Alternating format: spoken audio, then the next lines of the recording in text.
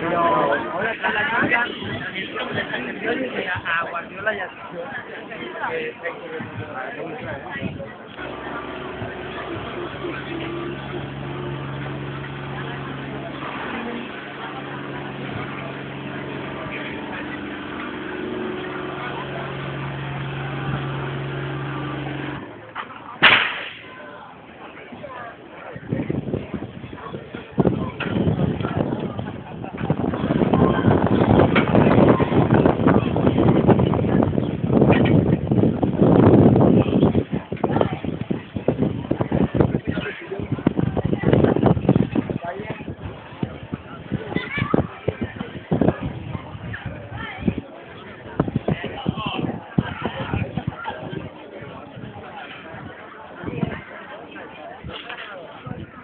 Está fresquito, ¿eh?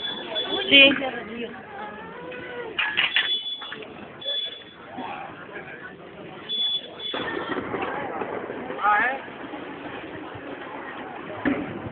¿Lo estarán pillando todo? ¿Qué?